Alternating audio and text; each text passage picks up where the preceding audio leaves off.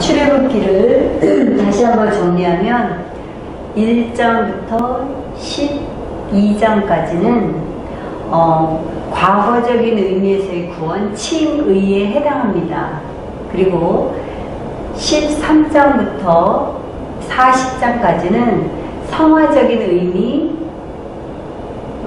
현재의 구원의 의미라고 설명할 수 있습니다.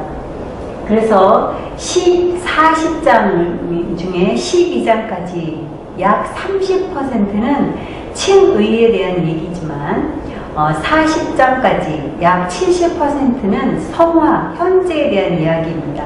따라서 이 칭의, 구원받은 사람이 중요한 것, 성화, 즉 현재의 삶, 즉 계속하여 변화되고 성장하고 성숙하여서 하나님을 닮아가는 그 모습이 매우 중요하다라는 개념으로 우리 출애굽기를 정리해 볼 수가 있습니다. 그렇다면 미래적인 의미에서의 영화는 언제 이루어질까요?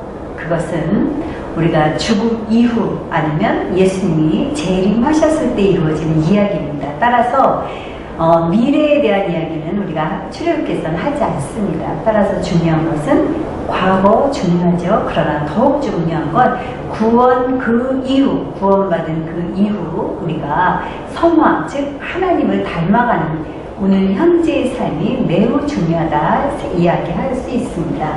먼저 12장까지에서는 은혜의 하나님, 나에게 일방적으로 맞춰주는 하나님, 나를 찾아오셔서 내 눈높이에서 모든 것을 맞춰주시는 은혜의 하나님을 얘기한다고 한다면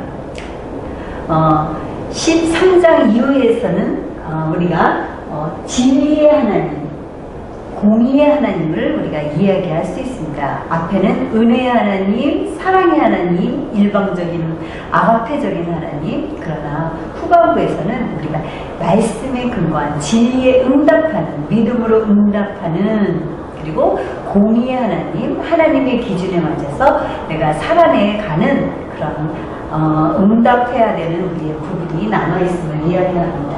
그래서 전반부에서는 전능의 하나님, 그래서 화살표로 표현하자면 내려오르는 화살표, 나에게 모든 것을 맞춰주시는 하나님. 그러나 후반부에서는 여호와 하나님, 그 하나님께 내가 상호교통하는, 하나님은 나는 하나님의 필요를 채우며 상호교통하는 그런 수준까지 우리가 이르는 것이 우리 구원의 목적이라 하겠습니다.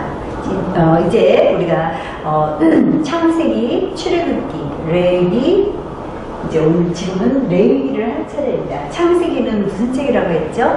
선십과 킹십의 약속이 이루어지는 곳, 약속을 허락하여 주시는 곳.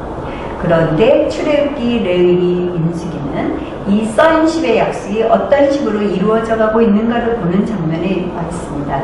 특별히 출애굽기는 70명의 이스라엘 백성들이 어떻게 해서 250만 명이나 되는 숫자로 큰 민족을 이루었을까에 대한 얘기가 출애굽기, 구원하는 과정, 애굽에서 하나님의 백성을 구원하는 과정들을 우리가 살펴보았다면, 지금 레위기는 선십을 가진 이 사람들이 하나님과 코드를 맞추되 거룩이라는 코드를 맞추는 작업을 우리가 레위기에서 볼 수가 있습니다. 레위기는 요절 말씀으로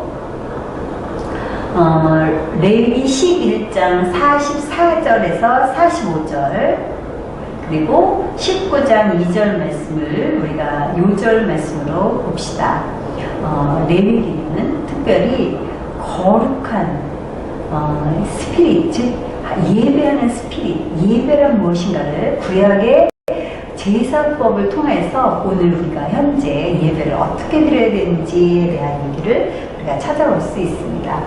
44장 11장 44절을 읽어보면 이렇습니다. 나는 여호와 너희의 하나님이라. 내가 거룩하니 너희도 몸을 구별하여 거룩하게 하고 땅에 있는 길짐승으로 말미암아 스스로 더럽히지 말라. 45절 나는 너희의 하나님이 되려고 너희를 애굽 땅에서 인도하여 낸 여호와다. 내가 거룩하니 너희도 거룩할지어다. 19장 2절 너는 이스라엘 자손의 온 회중에게 말하여 이르라 너희는 거룩하라 이는 나 여호와 너의 하나님이 거룩함이니라 이렇게 얘기하고 있습니다. 거룩이라는 말을 우리가 쉽게 어떻게 설명할 수 있을까요? 거룩하라 거룩하라 이러시는데 거룩은 한마디로 말해서 구별한다, 분리한다, 쉽게 이렇게 이야기할 수 있습니다. 구별한다.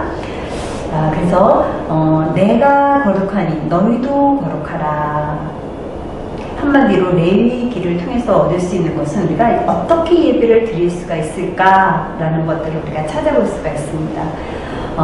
예배는 규례와 법도를 따라 드려야 합니다. 예배의 기준은 예배에는 그 법도와 규례가 있다는 거예요. 그 주께서 말씀하신 그 법도를 따라 드려야 되는데 예배의 중심은 누구십니까? 누구입니까? 예배의 중심은 예배자 곧 사람이 아니고 하나님, 예배를 받으시는 분은 하나님이시라는 사실입니다. 즉 예배의 중심은 사람이 아니고 하나님 중심이어야 한다라는 얘기입니다. 법과 원칙을 어긴다면 그것은 불법자가 됩니다.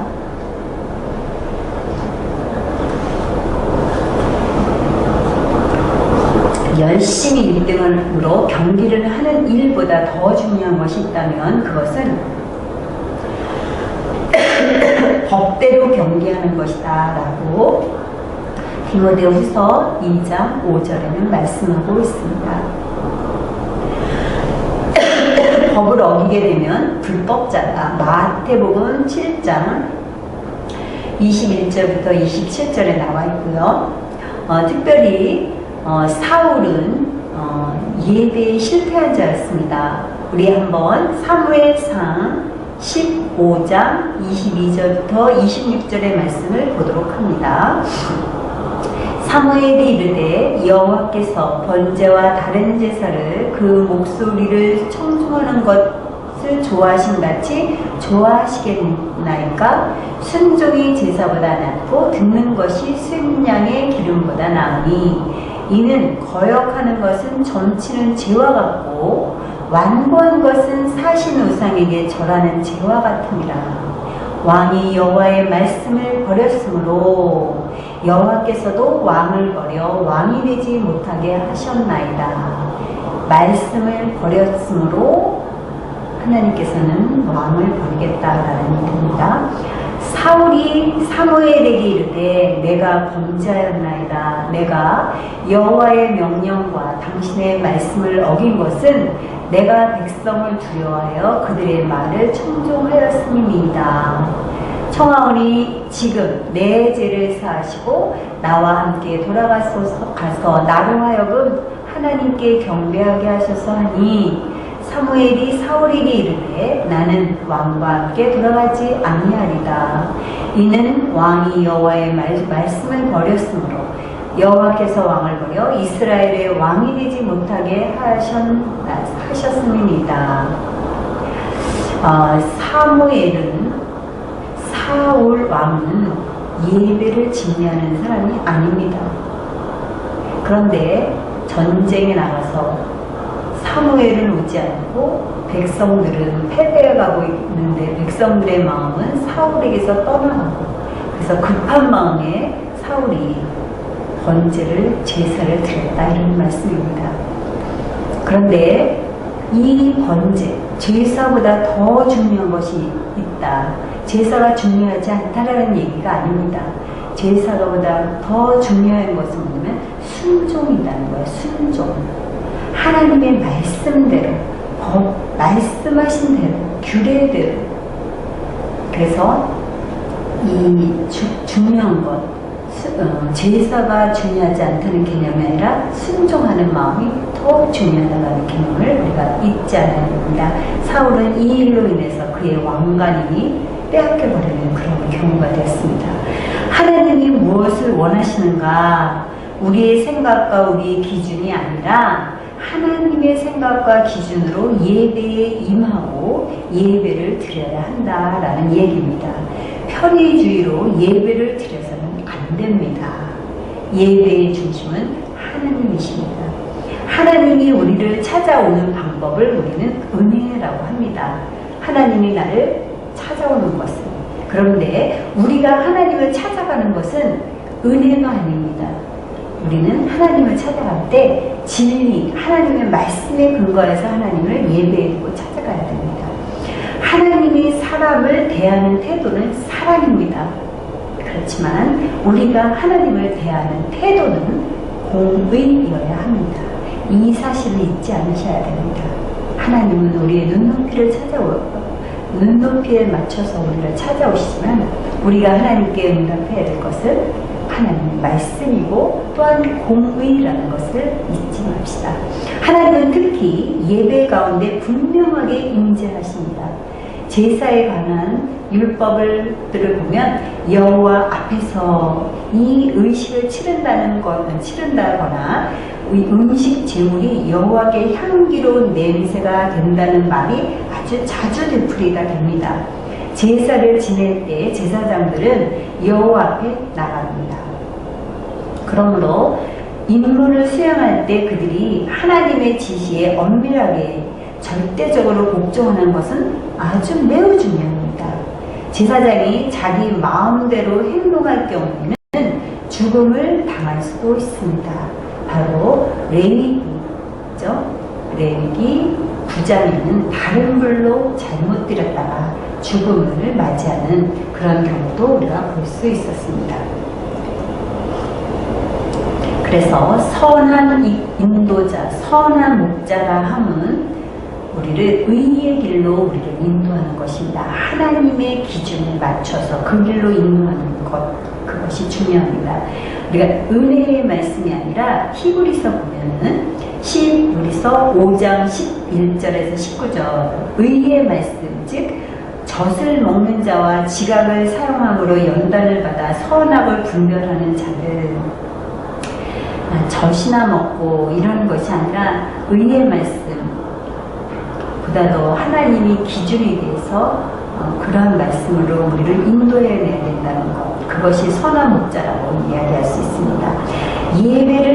하나님을 예배하는 자들, 하나님을 어떻게 예배할까요? 요한복음 4장 24절에는 영과 진리로 예배해야 된다라고 얘기했습니다.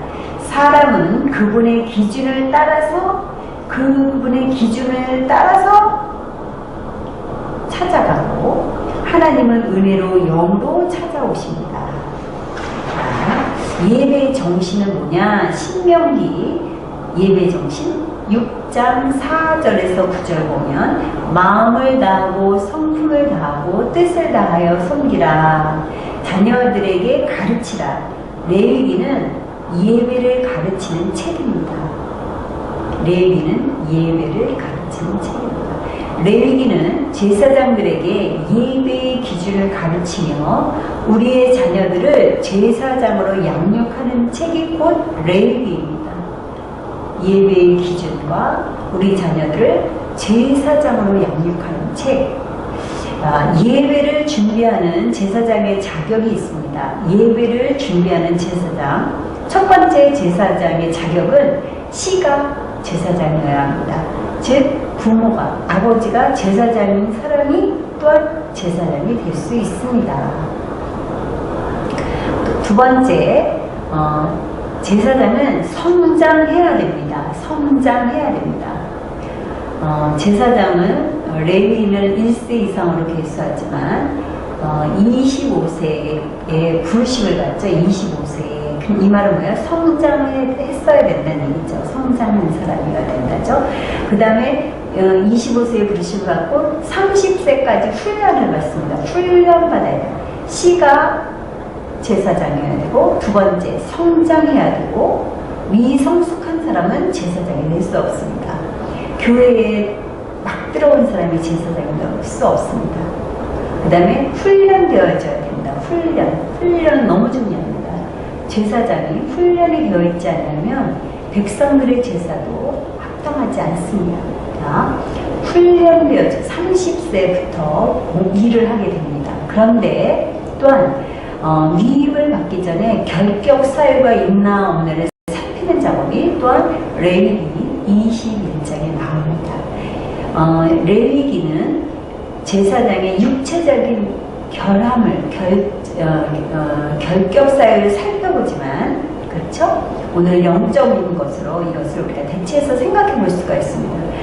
육체적인 신체의 결함이 있나 없나를 보아서 흠이 없어야 된다라는 얘기인데, 이것은 또한 신약으로 말하면 영적인 의미를 상징한다는 것을 기억해야 됩니다. 이렇게 해서 결격 사유가 없다라는 것을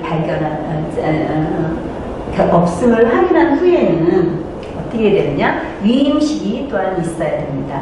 그런데 위임식에도 절차가 있습니다. 첫째, 제사장은 물로 씻습니다. 물로 씻고, 이 말은 뭐예요? 자기가 부인되어져야 한다라는 개념이겠죠. 물로 씻고. 두 번째, 예복을 입혀야 돼요. 예복을 입히고, 특별히 제사장의 예복이 따로 있죠. 예복을 입힌 다음, 그 다음에 세 번째, 관유를 붓고, 관유를 붓고 위임합니다. 위임합니다. 그 다음에 네 번째, 위임식의 제사를 드립니다. 위임식의 제사는 속죄제와 번제, 화목제, 소제가 있습니다. 여기에 속건제는 없음을 염두에 두시기 바랍니다. 자, 제사장의 위임식, 물로 씻고 예복을 입히고 관유로 붓고 위임합니다. 그리고 위임식 제사를 드립니다. 위임식 제사, 번제, 화목제, 소제, 속건제가 있습니다. 자, 갈라디아서 3장 26절에서 27절에 보면 이런 말씀이 있습니다. 너희가 다 믿음으로 말미암아 그리스도 예수 안에서 하나님의 아들이 되었으니 누구든지 그리스도와 합하기 위하여 세례를 받은 자는 그리스도로 옷 입었느니라. 옷 입는다라는 개념 중요합니다. 세례를 받은 자는 그리스도로 옷을 입은 자입니다.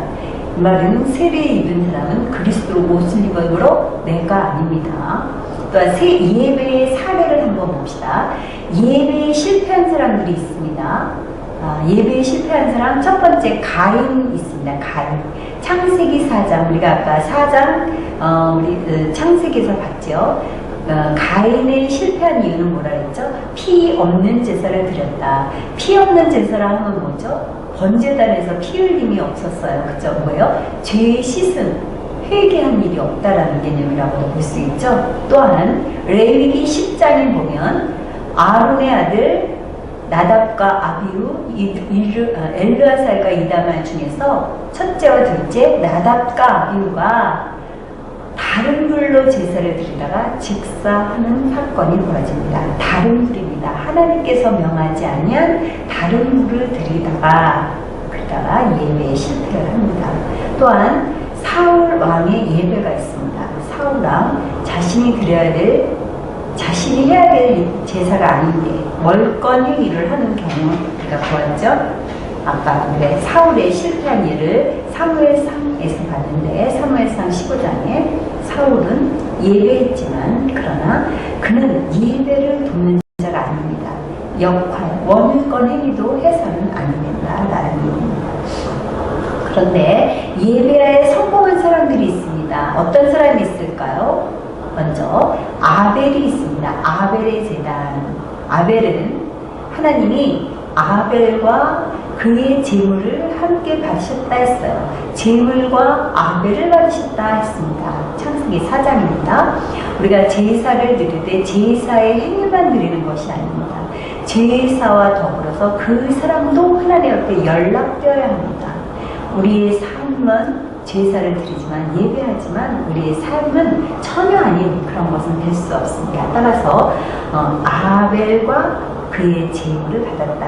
또 노아의 제단이 있습니다. 창세기 8장과 9장에 보면 노아가 이제 노아 방주에서 나오면서 제단을 쌓죠. 그때 하나님께서 그 제단의 제물을 받으시면서 다시는 물로 세상을 심판하지 않겠다라고 약속해 주십니다. 바로 노아가 드린 그 제사가 하나님 앞에 연락되었다는 의미가 되겠습니다. 또한 야곱이 드린 베델 제단이 있습니다. 베델 제단, 우상으로부터 자기를 정결하게 하고 의복을 바꿔 입고 단장품을 제거하고 환난 날에 응답하시는 하나님을 만나는 베델의 제단이 있었습니다. 또한 사무엘하 24장에는 다윗의 아리우나 타작 마당에 예배가 있었습니다. 그죠? 그때 이 아리우나 타작 마당에서의 예배가 여호와의 사자의 진노의 칼을 멈추게 했던 예배의 승리한 예배의 모습을 보여주고 있습니다. 또한 솔로몬이 성전을 건축한 후에 예배를 드렸습니다. 막 열왕기상 8장과 9장에 보면 그 성전을 건축한 후에 그가 뭐라 그러냐, 재앙, 흉년, 전쟁이 있을 때 이 전에서 기도하면 응답하시겠다는 약속을 받습니다. 한 번의 예배가 얼마나 중요한지, 한 번의 예배가 얼마나 우리의 인생을 망치는지, 우리가 예배의 중요성을 다시 한번 확인하는 시간이 있기를 원합니다. 다시 한번요. 레위기는 요절 말씀, 레위기 11장 44절 45절 19장 2절 뭐라 그랬죠? 너희는 거룩하라. 그래서 레위기에 거룩하라, 거룩이라는 단어가 120회나 된다고 합니다. 120회나 된다고 합니다. 그래서 레위기는 그러면서 그 자체가 모세 오경 속의 레위기는 그 자체가 독립적인 책이 아닙니다. 모세 오경 속의 한 권의 책으로 읽혀져야 합니다. 그리고 이 말은 내용적으로는 레위기가 모세 오경 신학의 근본적인 요소를 형성한다는 뜻입니다. 오경은 이 땅 위에 형성되는 하나님의 나라에 대해서 말하고 있습니다. 그 나라를 형성시키는 본질적인 구도는 바로 언약이라는 거예요. 언약.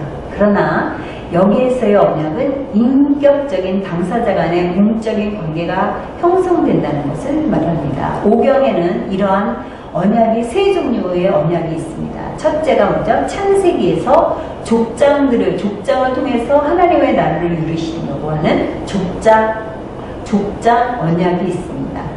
족장 언약을 통해서 하나님 나라의 시와 땅의 형성이 준비 완료되는 것을 서술한 책이 창세기입니다. 족장 언약을 통해서 하나님의 나라의 시와 땅의 형성이 준비 완료되는 것을 서술하였다. 출애굽기, 레위기, 출애굽기에서 민수기까지는 그 중요한 관점이 하나님 나라의 한 요소인 시, 즉 하나님 나라를 구성하는 백성들이 형성되어가는 과정, 형성되어가는 것을 신해산 언약이라고 합니다. 그리고 신명기는 하나님 나라의 다른 구성 요소인 땅이 형성되어가는 것을 말하는데, 그게 어디에서? 모압 땅에서 이루어진 세겜 언약이라고 합니다. 그래서 모세 오경에서 언약 세 가지, 족장 언약, 시내산 언약, 모압 언약. 그래서 이제 레위기의 말씀을 한번 정리해 본다면 이렇게 볼 수 있습니다. 레위기를 크게 두 개로 나누어 볼 수 있습니다. 두 개로. 첫 번째는 레위기 1장부터 17장까지 이야기입니다. 1장부터 17장. 거기는 특별히 하나님께 나아가는 길. 근데 하나님 앞에 나아가는데 어떻게 가느냐? 재물을 가지고 하나님 앞에 나아간다. 이런 얘기예요. 1장부터 17장은 하나님 앞에 나가는 길, 뭘 갖고요? 하나님께 재물을 갖고 나간다. 그리고 두 번째는 18장부터 27장까지. 여기는 하나님 앞에 나간 그가 하나님과 동행하는 길, 하나님과 동행하는 길, 하나님을 쫓아 사는 삶을 얘기한다. 이렇게 볼 수가 있습니다. 두 가지요. 17장까지는 하나님 앞에 나가는 길, 18장부터 27장까지는 하나님께 나가서 뭐 하는 길? 동행하는 길, 함께 사는 길, 함께 교제하는 길. 이렇게 두 부분으로 나누어서 설명할 수 있습니다.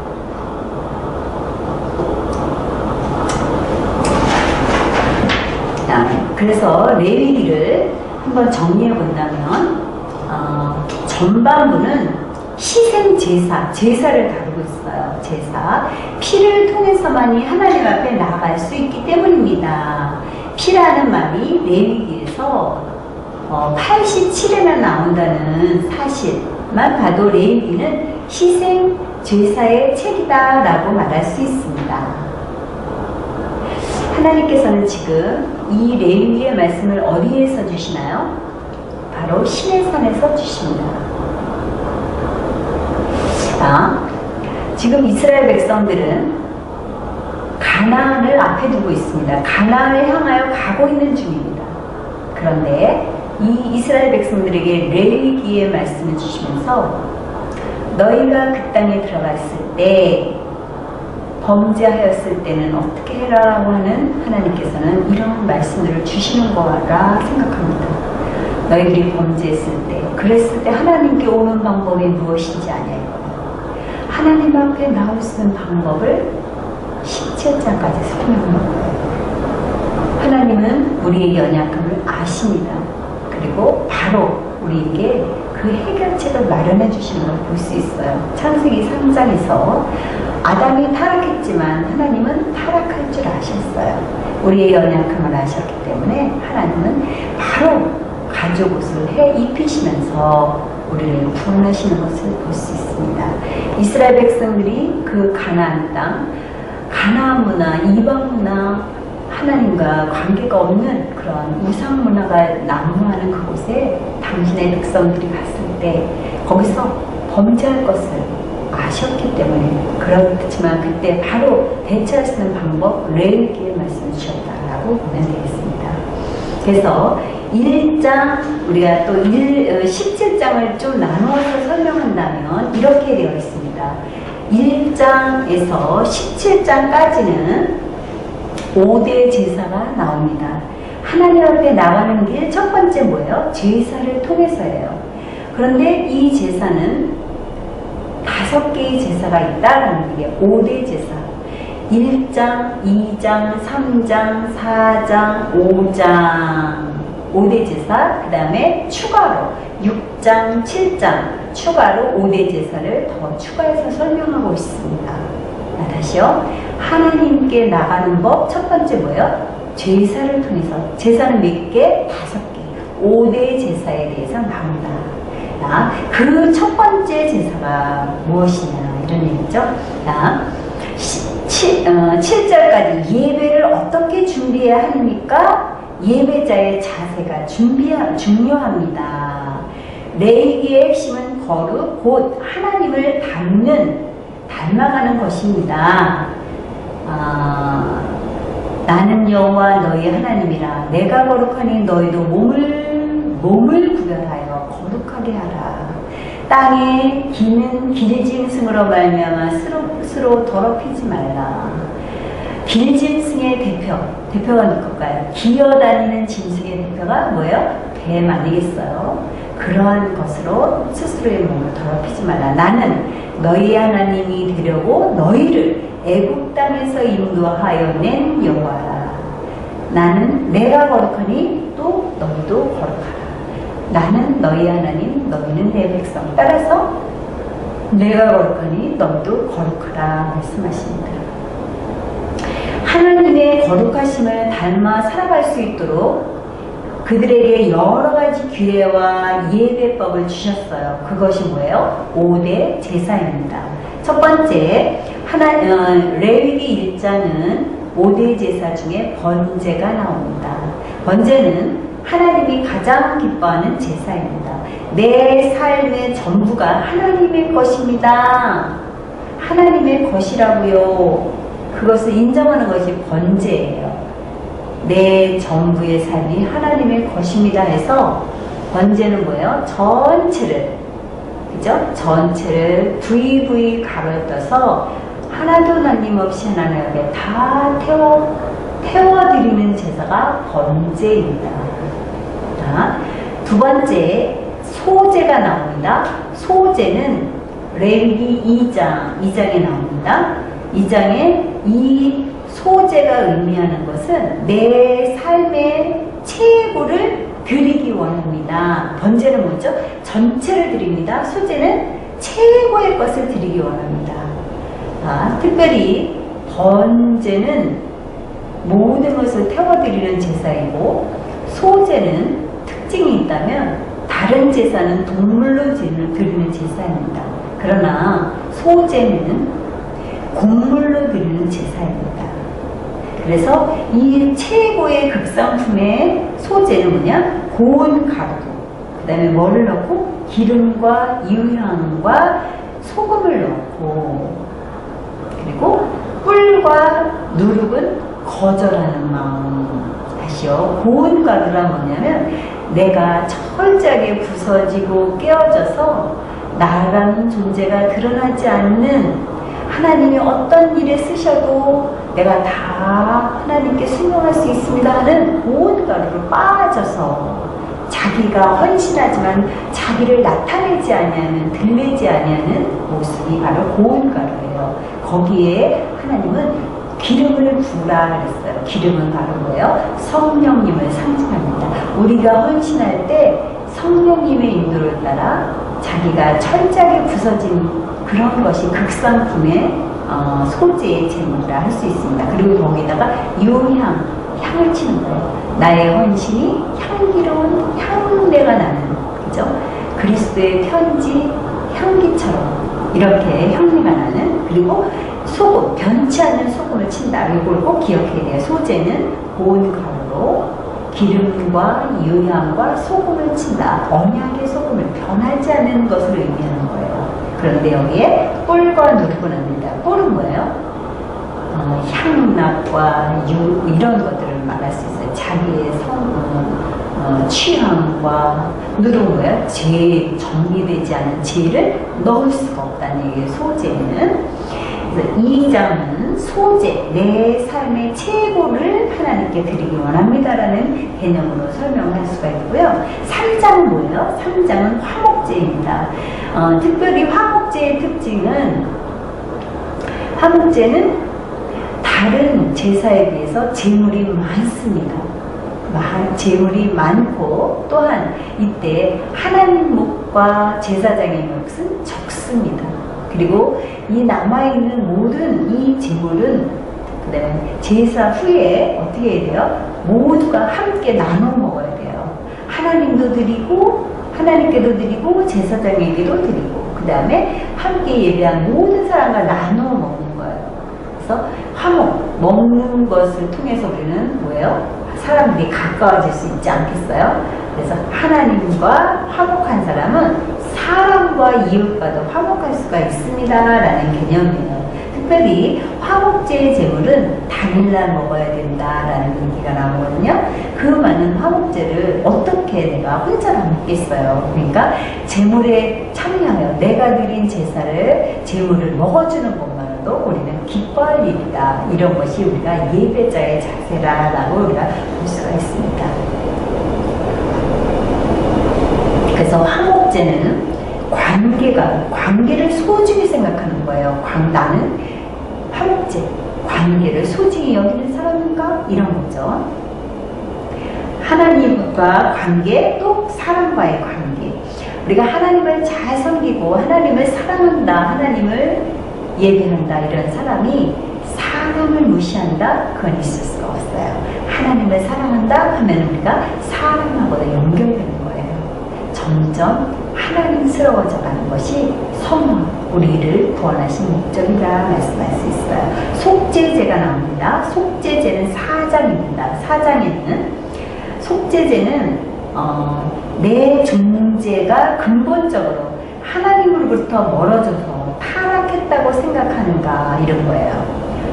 나는 내 본질상 나는 죄인인 사람입니까? 이런 얘기죠. 속건제와 속죄제의 차이가 있습니다. 속죄제는 영어로 속죄제는 sin해서 대문자 s를 크게 쓰는 대신에 그다음에 속건제는 sins 죄들 이렇게 말해요. 그래서 속죄제는 원죄 이렇게 본질상 나는 죄인 이런 개념이라고 한다면 속건제는 그 죄인이기 때문에 죄들을 지을 수밖에 없습니다. 이런 개념입니다. 그래서 속죄제는 내 존재가 근본적으로 하나님으로부터 멀어졌고 타락했다라고 나는 생각합니다. 이렇게 하면서 겸손한 모습으로 드리는 제사가 속죄제에 속합니다. 속건제는 뭐냐? 나의 범죄, 허물들을 인정하는가. 그래서 이 속건제는 내가 잘못했을 때 반드시 최소한의 책임이라도 질 마음이 있습니까? 이런 얘기예요. 특별히 속건제를 드릴 때 그 잘못한 것에 몇 배를 갚아줘야 되는 것들이 있죠. 그래서 재발을 방지한다라든가 예방 교육을 하는 차원에서 속건제가 이루어진다라는 얘기예요. 레위기는 어떻게 이스라엘이 계속적으로 하나님 나라의 씨로 머물러 있을 수 있다고 말하는가. 이것은 제사를 통해서다. 어떻게 이스라엘이 계속적으로 하나님 나라의 sonship을 가진 사람으로서 있을 수 있느냐? 바로 제사를 통해서 하나님과의 관계를 계속 유지할 수가 있다는 게 뭐를 통해서? 제사를 통해서입니다. 그러면 제사란 무엇입니까? 이스라엘은 하나님과 언약을 맺을 때 피로 언약을 맺었습니다. 이 피는 생명을 상징하는 것으로 만약 언약의 한 당사자가 언약을 파기하면 자신의 생명을 내놓아야 합니다. 이런 의미예요. 그런데 하나님은 이스라엘이 연약하여 이 언약을 깰 것까지도 아셨답니다. 그래서 그것을 회복하는 방법, 언약을 파기하고 그것을 회복하는 방법으로 마련하신 것이 바로 제사였다는 얘기예요. 이 말은 내가 행여나 실수하고 내가 연약하여서 범죄했을 때 후회하는 것이 아니라 죄사함으로 회개함으로 하나님 앞에 나오는 것, 그것이 우리가 하나님께 살 길이다 이런 의미로 이해하면 좋겠습니다. 그러나 제사에서 피가 흘려져야 하는 이유는 명백하다. 이스라엘이 언약을 어긴 것 때문에 동물이 이스라엘 백성을 대신하여 죽는 것이다. 이스라엘 백성을 대신하여 제물이 죽지만 오늘 우리의 죄를 대신해서는 누가 죽습니까? 바로 예수님이 죽습니다. 6장과 7장은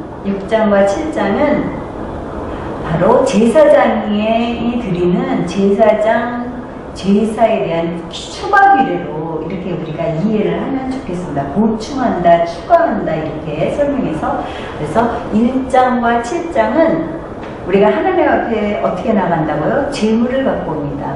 우리가 어떻게 하나님 앞에 나간다고요? 5대의 제사를 통해서 하나님 앞에 나갑니다. 근데 5대 제사 첫 번째 번제, 소제, 화목제, 속죄제, 속건제. 여기서 하나님이 가장 기뻐하는 건 번제부터입니다. 그러나 내가 하나님이 가장 좋아하는 것을 드리기 위해서 번제부터 시작하진 않습니다. 나는 무엇부터 시작한다고요? 속건제부터 시작합니다. 이 5대 제사를 정리해보면 예물과 제물이라는 개념으로 정리해 볼 수 있습니다. 제물은 반드시 드려야 되는 거예요. 요거는 의무제라 할 수 있어요. 요게 뭐예요? 속죄제와 속건제입니다. 그러나 예물의 개념이 있습니다. 그것은 뭐냐면 번제, 소제, 화목제입니다. 요거는 자원제다라고 할 수 있어요. 자원제. 그래서 우리가 너희가 마태복음에 보면 예물을 드리려다가 하면서 뭐예요? 이웃과 관계에서 어긋난 것이 생각이 난다 할 때는 뭐예요? 그 예물을 놓고 가서 그 문제를 해결하고 돌아와서 예물을 드려라, 이런 개념이 있어요. 그때 말하는 건 뭐냐면 내가 이 제사를 재물의 개념이 해결되지 않은 상태에서 예물을 드릴 수가 없다는 거. 우선시해야 될 것이 바로 속건제와 재문제부터 해결한 다음에, 그 다음에 아까 소제의 경우는 단독으로 드릴 수가 없어요. 소제는 반드시 번제와 함께 드렸던 것을 볼 수 있어요. 번제, 양 한 마리에 보험가로 얼마, 이래서 반드시 같이 드려야 된다는 개념 기억해 주시기 바랍니다. 우리가 헌신은 예배 없이 피 없이 드리는 게 아니라는 개념이에요. 헌신은 요 의미를 잘 새겨놓으시기 바랍니다. 그 다음에 하나님 앞에 나가는데 제사를 통해서, 제사법을 통해서 가는데 두 번째는 뭐냐면 8절에서 10절까지는 제사장을 통해서 제사장과 함께 어떻게 해요? 하나님께 나갑니다. 이런 개념이에요. 제사장 바로 보면은 10장까지 먼저 예배를 섬기는 자가 준비되어야 돼요. 이게 하나님을 섬기는 원리와도 같습니다. 보면 나는 예배하는 삶의 위치가 어디인가? 내가 예배하는 삶의 위치는 어디입니까? 아까 지웠는데요. 아까 뜰입니까? 뜰은 누구의 몫이에요? 바로 백성입니까? 이런 뜻이에요. 하나님으로부터의 은혜를 기대하고 사는 사람, 정결함이 신앙의 목표인 사람, 이 사람이 뭐예요? 뜰에 위치한 백성의 수준의 사람입니다. 그렇다면 성수인가? 성수는 누구의 몫이에요? 바로 제사장의 영역입니다. 제사장은 섬기는 원칙에 따라서 하나님과 또한 사람을 섬기는 사람이 바로 이 제사장입니다. 이 사람은 하나님으로 채워짐이 목표입니다. 뜰에 있는 사람, 정결함이 목표이고, 또 제사장, 성수는 하나님으로 채워지는 것, 채우는 것이 목표인 사람입니다. 그러면 지성소, 대제사장의 삶은 어디입니까? 대제사장, 어디죠? 지성소, 거기에는 시은좌고 하나님의 영광에 임재하는 곳이며 언약궤가 있는 곳입니다. 나는 시은자, 하나님의 은혜가 있는 사람입니까? 하나님의 임재가, 영광이 임하는 자입니까?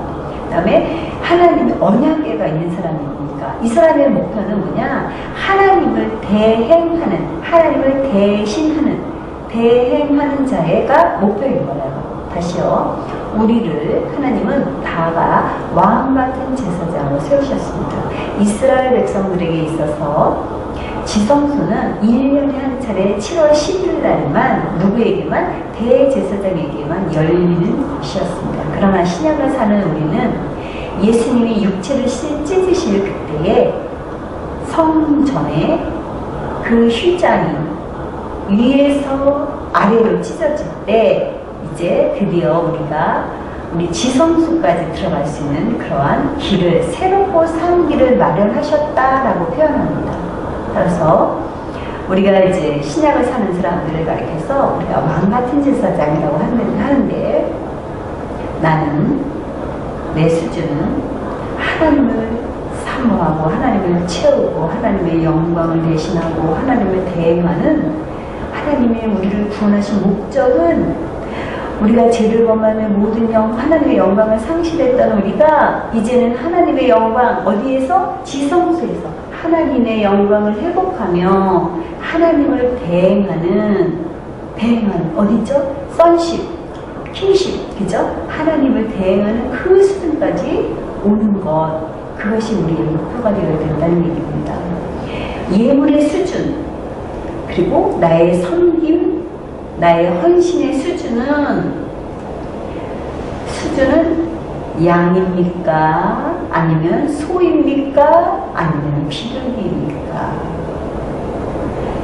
이것은 나 스스로가 알 수 있습니다. 우리가 예물을 드리며 번제도 드릴 때, 그렇죠? 소를 드릴 수 있는 사람, 소나 양이나 염소, 또 뭐가 있죠?